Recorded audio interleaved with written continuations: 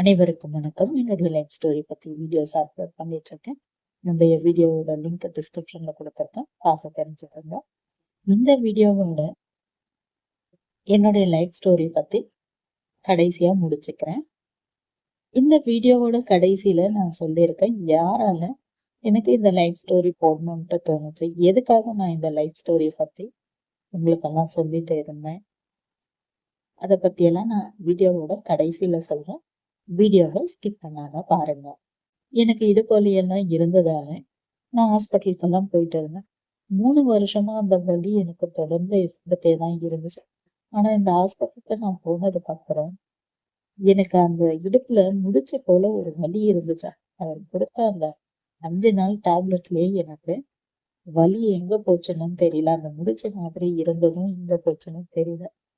அதுக்கப்புறம் மறுபடியும் அவர்கிட்ட ஹாஸ்பிட்டலுக்கு போன பிறகு கண்டினியூவா மாத்திரை சாப்பிடணும்னு சொல்லிட்டாங்க. அதன் பிறகுதான் நான் மாத்திரை எல்லாம் சாப்பிட்டுட்டே இருக்கும்போது அடிக்கடிக்கு டாக்டர் சொல்ற ஒரே விஷயம், நீங்க என்கிட்ட இந்த மாத்திரை எல்லாம் வாங்கி சாப்பிட்றது சத்தான சாப்பாடு சாப்பிட்டீங்கன்னாவே உங்களுக்கு இந்த எலும்பு பிரச்சனை எல்லாம் இருக்காது. நான் டாக்டர் கிட்ட என்னால அப்ப சொல்ல முடியல, வீட்டோட சூழ்நிலை. அவரு சொல்றதுக்கெல்லாம் சரின்ட்டு நான் தலையாட்டிட்டு வந்துட்டேன். ஆனா எனக்கு அவரு கொடுத்த மாத்திரையில கொஞ்சம் கொஞ்சமா என்னுடைய உடம்புக்குள்ள ஊறினதுக்கு அப்புறம் ஒரு 2 மாசம் 4 மாசத்துக்கு அப்புறமா முகம் ஃபுல்லாவே எனக்கு முகப்பருவு போல ஆயிடுச்சு. அதுக்கப்புறம் ஹாஸ்பிட்டலுக்கெல்லாம் கூட்டிட்டு போனப்போ டாக்டர் சொல்லியிருந்தாங்க, இவங்களுக்கு கொடுக்கறது எல்லாமே பவர் மாத்திரை தான். அப்படி இருக்கும்பொழுது அவங்க தண்ணி நிறைய குடிக்கணும், அதுக்கேத்த மாதிரி சாப்பிடணும் அப்படின்னும் போதுதான் நான் என்னுடைய குடும்ப சூழ்நிலைய சொன்ன பிறகு சரி இதெல்லாம் ஏதோ ஃபீல் பண்ணாதீங்க, அதே போல மனசு கஷ்டமும் இருக்கக்கூடாது அப்படின்றது போல அவரு சொல்லியிருந்தாரு. அப்ப நான் ஆட்டோல ரிட்டர்ன் வீட்டுக்கு வரும்போது யோசிச்சுட்டு வந்தேன், எதுக்காக தங்கச்சிங்களுக்கும் நம்ம கஷ்டம் கொடுத்துட்டு இந்த மாத்திரை எல்லாம் சாப்பிட்டாலும் நமக்கு இது போலதான் ஆகும். டாக்டர் சொன்னது போல நான் அந்த மாத்திரை எல்லாம் சாப்பிடும்போது தண்ணி அவ்வளவா குடிக்கவே மாட்டேன். இதுதான் என்னோட பிரச்சனை. ஆனா அந்த டாக்டர் கிட்ட நான் போன பிறகு நான் 7 வருஷமா என்னோட அம்மா இறந்துட்ட பிறகு தூங்காம இருந்தேன்னா, அவர் முதல் நாள் கொடுத்த மாத்திரையில இருந்து தூக்கம் தான் எனக்கு. காலையில எழுந்துக்கவே முடியாது, அப்படியே ரொம்ப கஷ்டமா இருக்கும். அப்புறம் சாப்பிட்டு மறுபடியும் எப்படா தூங்குவோன்ற மாதிரி ஆயிடும். இப்படியே எனக்கு நாட்கள் போயிட்டே இருந்துச்சு. 6 மாசம் நல்லாவே தான் நான் தூங்கி எழுந்தேன். என்னுடைய மைண்டும் நல்லா ரிலாக்ஸ் ஆச்சு. அப்பதான் தெரிஞ்சுக்கிட்டேன், நல்லா தூங்கினா நம்மளுக்கு உடம்பும் ஆரோக்கியமா இருக்கு, மைண்டும் கரெக்டா இருக்கு அப்படின்னு. வீட்டு சூழல்ல சில டைம்ல மறுபடியும் அப்செட் ஆயிடும். ஆனா எனக்கு இந்த ஹாஸ்பிட்டல் போறது கொஞ்சம் நிறுத்தணும், நம்மளும் கொஞ்சம் முயற்சி பண்ணி பார்க்கலாம், இந்த வலியெல்லாம் இல்லாம இனிமேல்ட்டு வாழ்க்கை இல்லை, ஆனா அந்த வலியெல்லாம் பொறுத்துக்கிற அளவுக்கு இருக்கணும், சும்மா மாத்திரை எல்லாம் சாப்பிடக்கூடாதுன்ட்டு ஒரு முடிவு பண்ணேன். ஆனா அப்படி இருந்தும் எனக்கு மறுபடியும் அதிகமா வலி ஆகவே ஹாஸ்பிட்டலுக்கு போயிருந்தேன். சார் இது போல எனக்கு தூக்கமே மறுபடியும் வரமாட்டேங்குது, நீங்க கொடுத்த மாத்திரையில நான் நல்லா தூங்கினேன்னு அவரு சிரிச்சாரு. தூக்கன்றது அதுவா வரணும், இதே மாத்திரை எல்லாம் இப்படியே கண்டினியூ பண்ணீங்கன்னா கிட்னி தான் போகும், அதனால தூங்கத்துக்கு ட்ரை பண்ணுங்க அப்படின்ட்டு சொல்லியிருந்தாங்க. இருந்தாலும் நான் ஒரு மாத்திரை உங்களுக்கு தரேன் அப்படின்னு சொல்லி ஒரு 10 மாத்திரை கொடுத்தாரு. அந்த 10 மாத்திரையை முடிச்சிட்ட பிறகு நெக்ஸ்ட் வீக் வாங்க அப்படின்னு சொல்லியிருந்தேன். நானும் அன்னைக்கு நைட் அவங்க கொடுத்த அந்த மாத்திரையை சாப்பிட்றதுக்கு முன்னாடி, அடி நான் கொஞ்ச நாள் கழிச்சு இன்னைக்குதான் நல்லா தூங்க போறேன் அப்படின்னு சொல்லிட்டு என்னுடைய தங்கச்சிக்கெல்லாம் நான் சொல்லிட்டு தான் படுத்தேன். அதுக்கப்புறமா பார்த்தேன், காலையில எழுப்பி என்னை உட்கார வைக்கிறாங்க. எனக்கு இந்த கோழி எல்லாம் அறுத்துட்ட பிறகு கையெல்லாம் அப்படியே ஒரு மாதிரி அந்த ரெக்கெல்லாம் இழுத்துக்கணும், அந்த மாதிரி என்னால எந்த கையுமே செயல்படுத்த முடியல. நரம்பு கை கால் எல்லாமே அப்படியே உதறுது, எழுந்துக்கவே முடியல. அந்த அளவுக்கு அந்த நரம்பு மாத்திரை ஃபுல்லா இழுத்துடுச்சு. அது நரம்புன்னு தான் எழுதியிருந்தாங்க, சரி அது நரம்பு லூஸ் ஆகுறதுக்காகன்னு நினைச்சேன். ஆனா அன்னைக்கு ஒரு மாத்திரை நான் குடிச்சது எனக்கு தொடர்ந்து 5 நாளைக்கு அந்த கை கால் உதறது, கை நரம்பு இழுத்தணும், மாதிரி இருந்தது. சாப்பாடே என்னால எடுத்து சாப்பிட முடியாது. ஏதோ 3 விரலால வச்சு சாப்பிட்டுட்டு இருந்தேன். ஆனா அந்த சாப்பாடு கூட எனக்கு எடுக்க முடியாத போயிடுச்சு. நான் ஹாஸ்பிட்டலுக்கு போல. அப்போ முடிவு பண்ணிட்டேன். சொல்ற மாரி கண்ண மூடி தூங்கி பார்க்கலாம். எதுக்கு மாத்திரையெல்லாம் நம்ம எதிர்பார்க்கணும். 2 மணிக்கு கூட தூங்கலாம். 2 மணி நேரம் தூக்கம் கிடைச்சா கூட போதும். இனிமேல்ட்டு ரொம்ப வலி எடுத்து முட்டி கூட போட முடியாத நிலைமை வரும்பொழுது வேணா மாத்திரை போடலாம். இனிமேல்ட்டு டாக்டர் சொன்ன மாதிரி மாத்திரையே குடிக்க கூடாதுன்னு சொல்லி முடிவு பண்ணி என்னுடைய நாட்களை நான் இப்ப வரைக்கும் கடத்திட்டு தான் வந்துட்டு இருக்கேன். இந்த வீடியோ எல்லாம் நான் எதுக்காக போட்டேன்னா, நான் யூடியூப்லாம் பார்த்துட்டு இருக்கும்போது என்ன போலவே 2 பொண்ணுங்களோட அம்மா அவங்க பொண்ணுங்களுக்கு எப்படியெல்லாம் வாழ்க்கையில என்னெல்லாம் ஆச்சுன்றத பத்தி சொல்லிட்டு இருந்தாங்க. ஒருத்தர் நல்லா நடக்க முடியும். ஆனா அவங்களுக்கு வந்து சின்ன குழந்தை மாதிரி தான் ஒரு மனநிலைமை. இப்போ அவங்க +1 படிக்கிறாங்க. இன்னொரு பொண்ணு சின்ன பாப்பா தான் அவங்க. அவங்க நல்லாவே பிறந்து இப்ப நடக்க முடியாம ஆகிட்டாங்க. இப்ப இவங்க 2 பேரை பத்தியும் அவங்க அம்மா சொல்றாங்க. ஆனா என்னை பத்தி சொல்றதுக்கு என்னோட அம்மா இல்ல. இப்ப எதுக்காக அத கூட நான் சொல்லியிருக்கேன்னா, என்னோட அம்மா இருக்கும் பொழுது என்ன சும்மா கொஞ்சம் கூட நகர விட மாட்டாங்க. டாக்டர் சொல்லிட்டாங்க முட்டி போடக்கூடாதுன்னு சொல்லி நான் 3வது படிக்கும் போதே சொல்லிட்டாங்க. அதுல இருந்து எங்க அம்மா நான் வீட்டுக்கு வந்தாலும் முட்டி போட விட மாட்டாங்க. சும்மா கொஞ்சம் தலைகாணிக்கு எழுந்து நகர்ந்து போனா கூட விட மாட்டாங்க. ஐயோ டாக்டர் சொல்லிட்டாங்க அப்படின்னு சொல்லி. அப்ப நான் முட்டி போட்டு போடணும்னா கூட ஐயோ நீ எதிர்க்க நீ போகாதுமா அப்படின்னு. எங்க அப்பா திட்டுவாரு. அதுவே சாப்பிட்டோம் விட நீயே காலத்துக்கு ஊட்டுவியான்னு. அப்ப நான் கோவப்படுவேன். ஆனா எங்க அம்மாவும் அவங்களேதான் சாகுற அன்னைக்கு வரைக்கும் கூட அம்மாதான் ஊட்டிட்டு போனாங்க. இப்போ அப்பவே எனக்கு அம்மாவே ட்ரைனிங் எல்லாம் கொடுத்திருந்தாங்கன்னா எனக்கும் எல்லா வேலையும் என்னாலயே செஞ்சுக்க முடியுது. எதுக்காகன்னா, இப்போ நான் எத்தனையோ ஹாஸ்டல்ல நான் கேட்டு இருந்தேன்.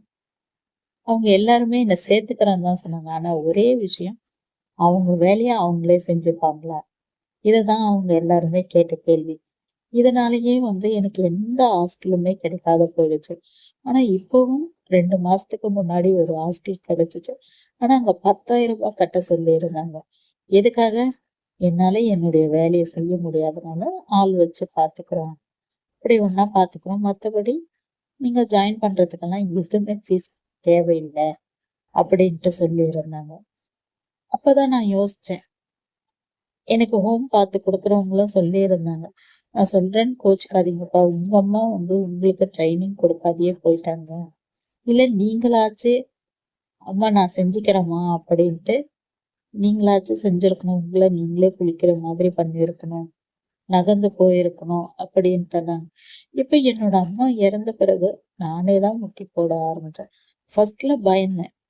ஐயோ கீழே விழுந்துருவோமோ, கீழே விழுந்துட்டா என்னால எழுந்துக்க முடியாதே அப்படின்னு. அப்பயும் பழைய வீடியோலயும் சொல்லியிருக்கேன். இன்னைக்கும் அதே வார்த்தைய சொல்றேன். என்னோட அக்கா கிட்ட நான் சொல்லியிருந்தேன். அக்கா எனக்கு பயமா இருக்கு முட்டி போடுறதுக்கு. கீழே விழுந்துருவனோன்னு ஒரு பயம் வருதுக்கான்னு. அப்ப அக்கா சொன்ன ஒரே வார்த்தை, ஜெயா கீழே விழுந்தா என்ன ஆக போகுது? ஒண்ணு ரத்தம் வரும், இல்ல அடிபடும், இல்ல உயிர் போகுது. இந்த 2த்துல ஏதோ ஒண்ணு நடக்க போகுது. நடக்கிறது நடக்கட்டும். நீ உன்னுடைய வேலையை முடிஞ்ச அளவுக்கு நீயே செஞ்சுக்க. இததான் சொன்னது. எங்க அம்மா இருக்கும் பொழுது எல்லா வேலையும் அம்மா செஞ்சாங்க. இன்னைக்கு அவங்க இல்லாத போயிடவே நான் எல்லா உதவிக்கும் எல்லாருக்கிட்டையும் எதிர்பார்த்துட்டு இருக்கேன். அவங்க இருக்கும் பொழுதே எனக்கு எல்லாத்தையுமே ட்ரைனிங் கொடுத்து, இல்ல நானும் அம்மா சொல்றத எல்லாம் கேட்காத இருமா நானே செஞ்சுக்கிறேன்னு சொல்லி இருந்தா இன்னைக்கு நான் என்னுடைய வேலைய யாரோட எதிர்பார்ப்பும் இல்லாம நானே எழுந்து உட்கார்ந்து என்னுடைய வேலைகளை நானே செஞ்சிருப்பேன். எனக்கும் எங்காச்சும் வெளியே போறதுக்கு எல்லாமே இருந்திருக்கும். இன்னைக்கு கடவுள் என்ன இப்படி படைச்சிட்டாருன்னு இப்படி நான் புலம்புறதை விட ஏதோ என்னால இந்த கையை வச்சாச்சு ஏதாச்சும் செய்ய முடியும், டிராயிங் பண்ண முடியும் அப்படின்னு எனக்கு தோன்ற அளவுக்கு ஏன் என்னால குளிக்க முடியாத போயிடுச்சு? எதுக்காக என்னுடைய தலையை என்னால வார முடியாத போயிடுச்சு? இதனால என்ன போல இருக்கிற மாற்றுத்திறனாளிகளுக்கும் சரி, மாற்றுத்திறனாளிகளோட பெற்றோர்களுக்கும் நான் சொல்ற ஒரே விஷயம் என்னன்னா, என்ன போல யாரும் இருக்காதீங்க. அவங்க அப்பா அம்மா தன்னோட மாற்றுத்திறனாளி குழந்தைங்களுக்கு கொஞ்சம் ட்ரைனிங் கொடுங்க. அவங்களே சாப்பிடுற மாதிரி கொடுங்க. அவங்களுக்கு அவங்களே குளிச்சுக்கிற மாதிரி ட்ரெஸ் போடுறதுக்கு சொல்லி கொடுங்க. கொஞ்சம் கொஞ்சம் நகர்ந்து போகிறதுக்கு சொல்லி கொடுங்க. வீட்டுக்கு வாசல் வரைக்குமாச்சு போகணும். இது போலலாம் நீங்க சொல்லி கொடுங்க. சில தெரியாத விஷயங்களையும் அவங்களுக்கு சொல்லி கொடுங்க. எங்க அம்மா பண்ண தப்பையும் நான் கத்துக்காம போயிட்ட விஷயங்களையும் உங்களோட மாற்றுத்திறனாளி குழந்தைங்களுக்கு கத்துக் கொடுக்காத விட்டுறாதீங்க. அவங்களும் எல்லாரும் போலவும் நல்லா இருக்கணும் அப்படின்றதுதான் என்னோட ஆசை. இப்பவும் சொல்றேன், என்ன போல எதையும் கத்துக்காத விடாதீங்க. உங்க வேலையை நீங்களே செஞ்சுக்கோங்க. மாற்றுத்திறனாளியா இருக்கிற எல்லாருமே கண்டிப்பா சாதிக்கவும் முடியும். இதுக்காக தான் நான் இத்தனை பாட்டு வீடியோஸா போட்டேன். இதோட 116வது வீடியோ பார்ட்டா நான் போட்டிருக்கேன். இதுக்கப்புறம் என்னுடைய லைஃப் ஸ்டோரியில நடக்கிறதுக்கு என்னன்ட்டு எனக்கே தெரியல.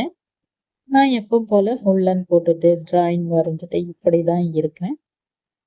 இனிமே என்னுடைய லைஃப் ஸ்டோரி சொல்றதுக்கு எதுவுமே இல்லை. மறுபடியும் சொல்றேன், இந்த லைஃப் ஸ்டோரி வந்து என்னுடைய லைஃப்ல இப்படியெல்லாம் நடந்துச்சு. இதுக்கெல்லாம் ஒரே காரணம், நான் இப்படி பிறந்துட்டேன்ட்டு நானும் மனசு உடைஞ்சு அழுது எந்த யூஸ்மே கிடையாது. அப்படியே தான் இருக்கேன். என்னுடைய உடம்பு சரியில்லாத போகும், தூக்கம் இல்லாம கஷ்டம், அம்மா இறந்து போயிட்டாங்க, வீட்டுல இப்படி பண்றாங்க அப்படி பண்றாங்க, இதெல்லாம் யோசிச்சு என்ன நானே வருத்தி எந்த யூஸ்மே இல்லை. உடம்புதான் கஷ்டம் கொடுத்துச்சு. இப்போ நான் வந்து மைண்ட் எல்லாம் ரிலாக்ஸா வச்சிருக்கேன். காரணம், நடக்கிறது நடக்க போகுது, கண்டிப்பா நடந்தே தீரும். பத்திரமா போமா அப்படின்ட்டு சொல்லுவார் அப்பா. வெளியே எங்காச்சும் போனாங்கன்னா பத்திரமா முட்டி போட்டு போயிட்டு மறுபடியும் போர்டுக்கு வந்து பத்திரமா உட்காந்துக்க அப்படின்ட்டு சொல்லுவாங்க. அப்ப நான் நினைச்சுக்கிறேன், இந்த நேரத்துல நான் கீழே விழணும்னு விதி எழுதி இருந்தா அதை மாத்த முடியாது. விழுந்தா பாத்துக்கலாம் அப்படின்ற மாதிரி தான் நான் வாழ்ந்துட்டு இருக்கேன். விழுந்தா நிச்சயமா எழுந்துதான் ஆகணும். அதனால லைஃபை எல்லாரும் சந்தோஷமா வாழுங்க. என்னுடைய சேனல் உங்களுக்கு பிடிச்சிருந்தா சப்ஸ்கிரைப் பண்ணுங்க. என்னோட வீடியோஸ்லாம் தொடர்ந்து பாருங்க. என்னுடைய திறமைக்கு நீங்கெல்லாம் சப்போர்ட் பண்ணுங்க.